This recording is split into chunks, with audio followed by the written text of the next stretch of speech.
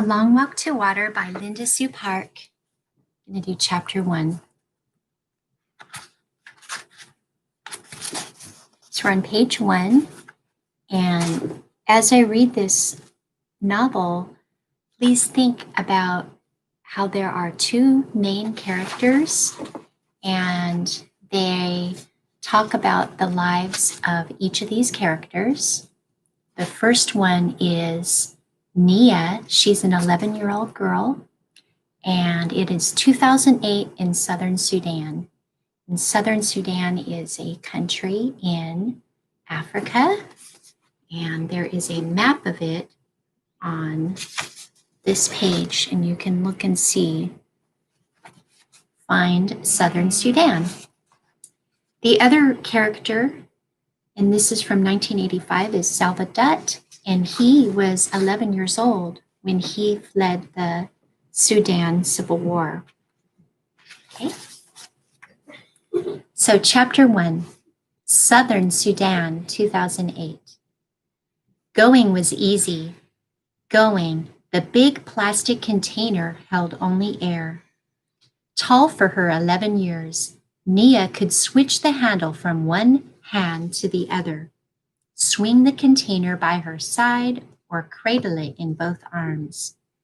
She could even drag it behind her, bumping it against the ground and raising a tiny cloud of dust with each step. There was little weight going. There was only heat, the sun already baking the air, even though it was long before noon. It would take her half the morning if she didn't stop on the way. Heat, time, and thorns. And so on the cover, you see a picture, and this could be Nia, and she's holding a container on her head, and she has to balance it. And then she fills it up with water and has to return. So it's a lot heavier on the walk back home. So we're on the same page, page 1, Southern Sudan. This time it's 1985. Salva sat cross-legged on the bench. He kept his head turned toward the front, hands folded, back perfectly straight. Everything about him was paying attention to the teacher, everything except his eyes and his mind. We're on page 2. His eyes kept flicking toward the window, through which he could see the road home. Just a little while longer, a few minutes more, and he would be walking on that road. The teacher droned on with the lesson about the Arabic language. Salva spoke the language of his Dinka tribe at home, but in school, he learned Arabic, the official language of the Sudanese government far away to the north. 11 years old on his last birthday, Salva was a good student. He already knew the lesson, which was why he was letting his mind wander down the road ahead of his body. Salva was well aware of how lucky he was to be able to go to school. He could not attend the entire year because during the dry season, his family moved away from their village. But during the rainy season, he could walk to the school, which was only half an hour from his home. Salva's father was a successful man. He owned many head of cattle and worked as their village's judge, an honored, respected position. Salva had 3 brothers and 2 sisters.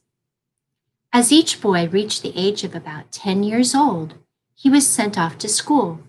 Salva's older brothers, Arik and Ring, had gone to school before him. Last year, it had been Salva's turn.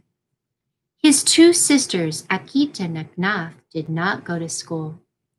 Like the other girls in the village, they stayed home and learned from their mother how to keep house. Most of the time, Salva was glad to be able to go to school, but some days he wished he were still back at home herding cattle. He and his brothers, along with the sons of his father's other wives, would walk with their herds to the water holes where there was good grazing. Their responsibilities depended on how old they were. Salva's younger brother, Cole, was taking care of just one cow.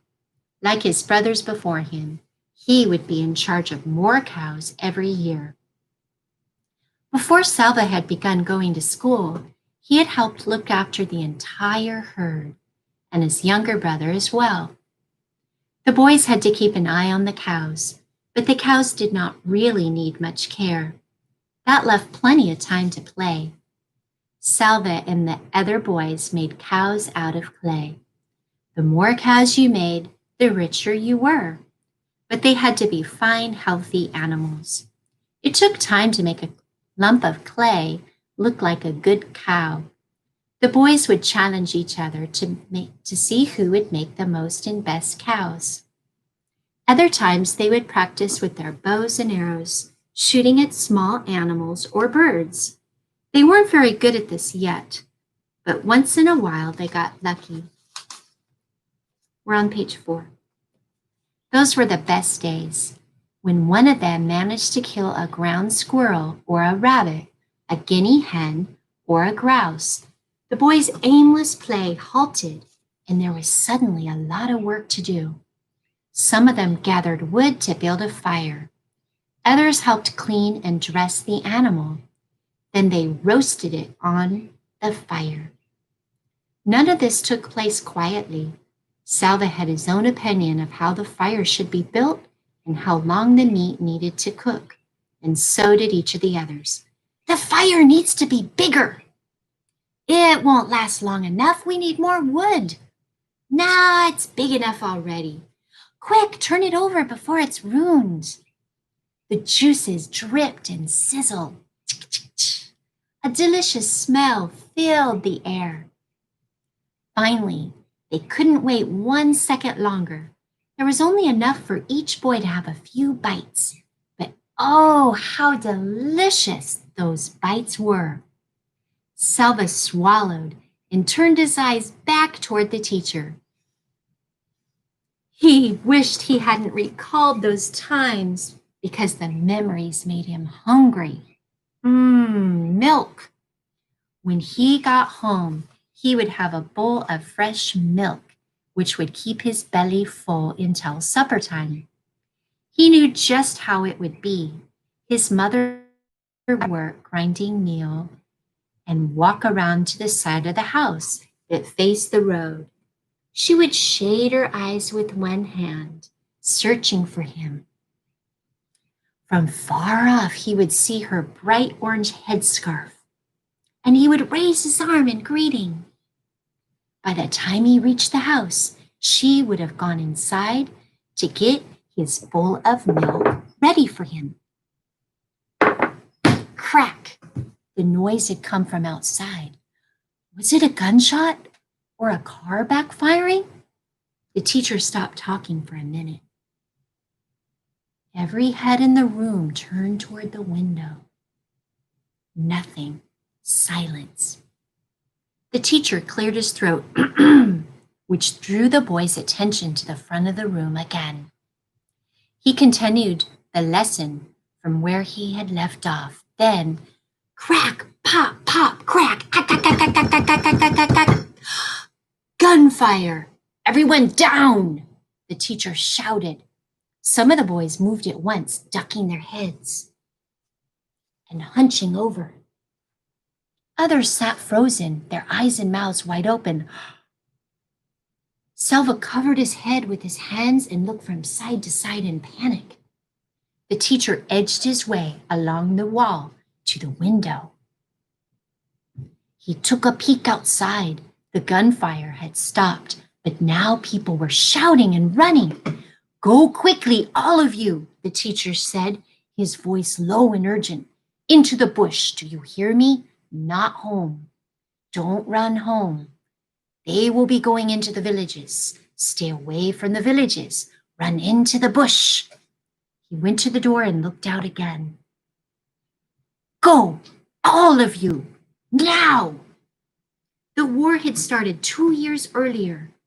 Salva did not understand much about it, but he knew that rebels from the southern part of Sudan, where he and his family lived, were fighting against the government, which was based in the north.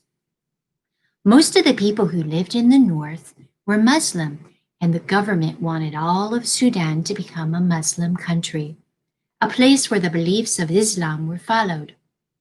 But the people in the south were of different religions and did not want to be forced to practice Islam. They began fighting for independence from the north. The fighting was scattered all around southern Sudan, and now the war had come to where Salva lived. The boys scrambled to their feet. Some of them were crying. The teacher began hurrying the students out the door. Salva was near the end of the line. He felt his heart beating so hard that his pulse pounded in his throat and his ears. He wanted to shout, "I need to go home. I must go home." But the words were blocked by the wild thumping in his throat. When he got to the door, he looked out. Everyone was running. Men, women, children, women carrying babies. The air was full of dust that had been kicked up by those running feet. Some of the men were shouting and waving guns. Salva saw all this in one glance. Then he was running too, running as hard as he could into the bush, away from home.